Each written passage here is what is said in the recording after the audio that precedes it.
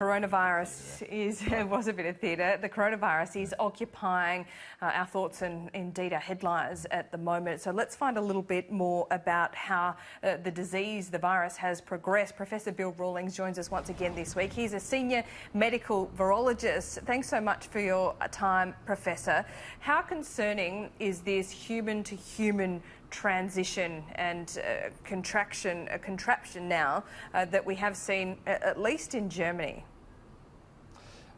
I guess it's fair to say that human-human transmission was expected from the start, given that what we knew about SARS and MERS. It was a matter of when that emerged. So we had known about human-to-human transmission for a while.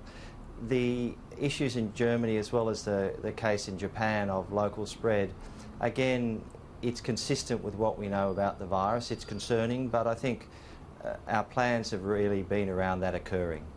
Professor, in your research, typically when it comes to viruses of this nature, when they are passed from person to person, is there any evidence that suggests that it weakens, or does it gradually get stronger?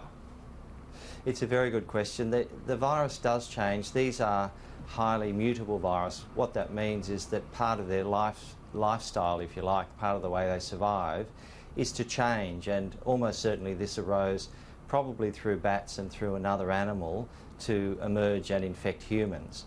So we would expect the changes that occurred when it was moving from bats to another animal and then from that other animal into humans, those kind of changes will occur when it spreads from person to person. It doesn't necessarily weaken or strengthen. What it does is it allows that virus to move through people and to transmit. Ultimately, what our control is about is really controlling person-to-person spread.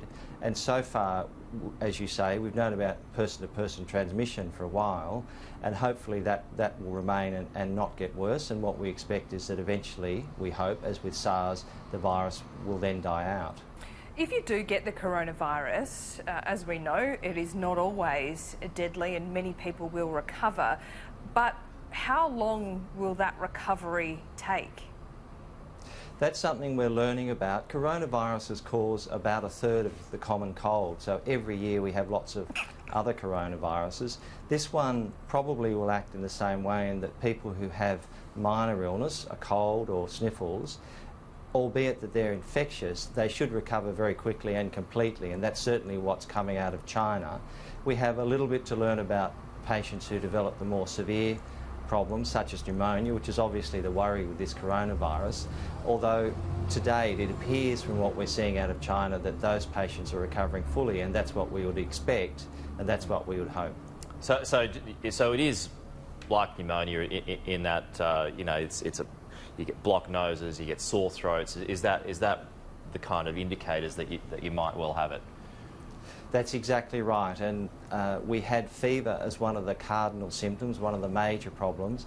There have been some people with this coronavirus who've had minimal or no fever. That's been a minority. Most patients with this coronavirus have had a fever, as well as a sore throat and the general symptoms, and that's why it's important, if people notice those symptoms, that they ring either their doctor or the emergency department. They discuss their risk factors and then act appropriately in terms of testing and also in terms of isolating themselves so they don't infect other people if they do have it. And we always look at those most vulnerable groups. Again, Professor, pregnant women, young children, older Australians, the most at risk? The most at risk does appear to be older Australians, older people with other conditions, heart disease, those things. Pregnant women we're not so sure about, but clearly they need to be very careful. And fortunately, we haven't seen as much severe infection in the very young as we do with flu, although clearly you need to protect the very young from infection. Okay, Professor Bill Rawlinson, really appreciate your time this morning. Thanks for coming in. That's a great pleasure. Thanks.